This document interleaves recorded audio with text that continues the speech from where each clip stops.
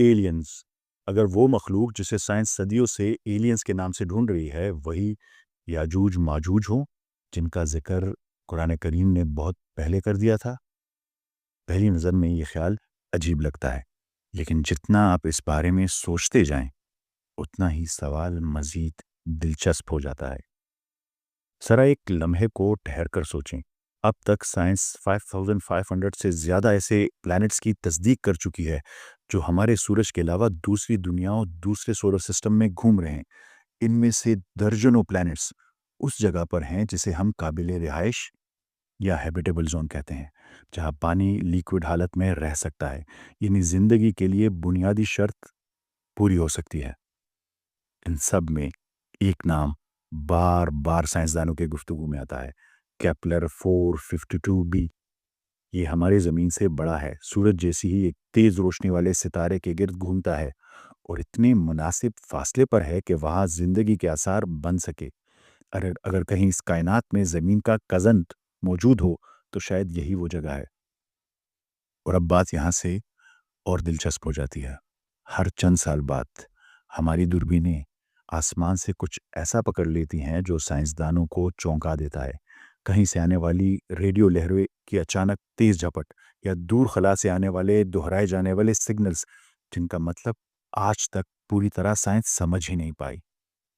اب کچھ بھی حتمی طور پر ایلینز کا ثبوت نہیں، مگر اتنا عجیب ضرور ہے کہ سائنس اسے بس صرف نظر انداز نہیں کر سکتی۔ جیسے 1977 کا مشہور واو سگنل آج تک ایک معمہ بنا ہوا ہے، نہ اس کا سورس ملا اور نہ اس کا ریزن۔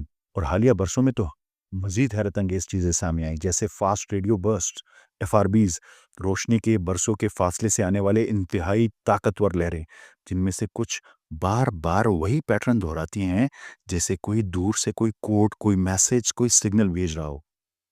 یہ سب مل کر ہمیں ایک ہی سوال کی طرف لے جاتا ہے، اتنی وسیع کائنات، اتنے عجیب اشارے، کیا واقعی ہم اکیلے ہیں؟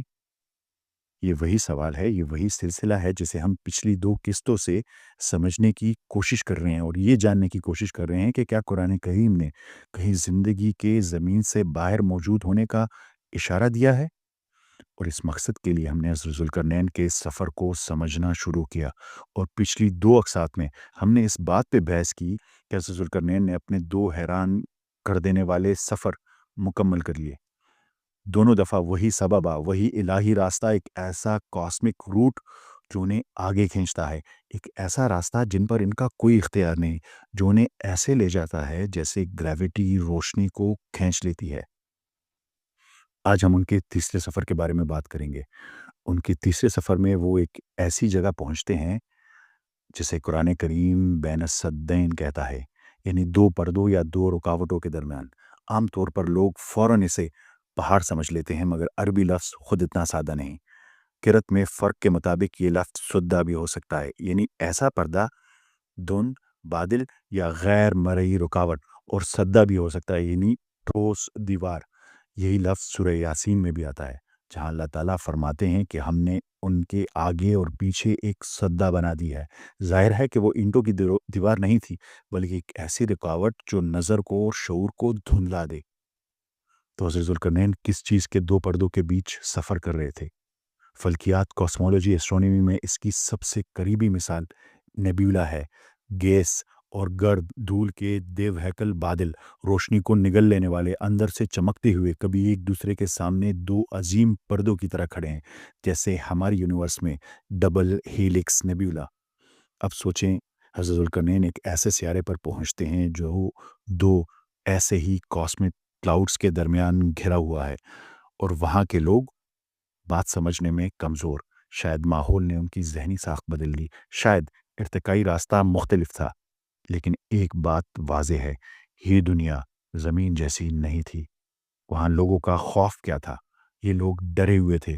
ان کا دشمن کوئی قریبی قبیلہ نہیں، کوئی سلطنت نہیں، بلکہ گوگ اینڈ مگوگ تھے، یعنی یاجوج اور ماجوج، ایسی مخلوق جو جہاں پہنچتی ہے تباہی چھوڑ جاتی ہے۔ وہ قوم حضرت ذوالقرنین سے کہتے ہیں کہ ہمارے لیے ایک سدہ، غیر مرئی رکاوٹ بنا دے۔ اگر وہ پتھروں کی دیوار چاہتے تو کوئی اور لفظ استعمال ہوتا، یہ بالکل جدید الفاظ میں ایک ایٹماسفیرک شیلڈ یا فورس شیلڈ کی طرف اشارہ لگتا ہے۔ حضرت ذوالقرنین جواب دیتے ہیں کہ جو طاقت میرے رب نے دی ہے وہ بہتر ہے، یعنی میرے پاس وہ ذرائع ہیں جو اللہ تعالیٰ نے پہلے ہی عطا کر دیے ہیں۔ پھر وہ ایک ردمہ کثیر تہ ملٹیپل لیئرز والی رکاوٹ بنانے کا فیصلہ کرتے ہیں۔ قدیم لغت میں ردم ایسی چیز کو کہتے ہیں جو تہ در تہ بادلوں کی طرح ہو، بالکل گیشیس لیئرز جیسی، نہ کہ کوئی پتھر کی دیوار، وہ دیوار جو دیوار تھی ہی نہیں۔ قرآن کریم کہتا ہے کہ وہ لوہے کی چادریں جوڑتے ہیں، انہیں گرم کرتے ہیں، پھر پگھلا ہوا تانبا چھڑاتے ہیں۔ ظاہر میں تو لگتا ہے جیسے کوئی دھاتی دیوار، میٹل کی دیوار بن رہی ہو، مگر حقیقت میں ایسی دیوار زمین پر کبھی نہیں بنی۔ یہاں موڑ آتا ہے۔ آپ جانتے ہوں گے کہ جب گرم لوہا اور پگھلا ہوا تانبا آکسیجن کے ساتھ ملتے ہیں تو ہائیڈروجن اور میتھین گیسز پیدا ہوتی ہیں، انتہائی ہلکی، آسانی سے اوپر اٹھنے والی، اور کم کشش شکل، کم گریوٹی والے پلینٹس پر یہ گیسز اوپر جا کر ایٹماسفیرک حیض کی تہہ بنا سکتی ہیں۔ اب بات واضح ہو جاتی ہے۔ ردم یا ردمہ لیئرڈ ایٹماسفیرک بیریئر، یعنی حضرت ذوالقرنین کوئی پتھر کی دیوار نہیں بنا رہے تھے، بلکہ یاجوج ماجوج کے سیارے کے گرد گیس بیسڈ پروٹیکٹیو شیلڈ بنا رہے تھے، فورس شیلڈ بنا رہے تھے۔ یہ رکاوٹ روشنی کو روک سکتی تھی، نظر کو دھندلا سکتی تھی، اپنی ہی ساخت کو دوبارہ بھر سکتی تھی، دوبارہ ریپیئر کر سکتی تھی۔ یہی وجہ ہے کہ روایت میں آتا ہے کہ یاجوج ماجوج روزانہ اس دیوار کو کھودتے ہیں، اور جب سورج کی جھلک دکھنے کے قریب ہوتے ہے تو وہ رکاوٹ خود بخود بھر جاتی ہے۔ پتھر کی دیوار کبھی آپ نے خود سے صحیح ہوتے دیکھی ہے؟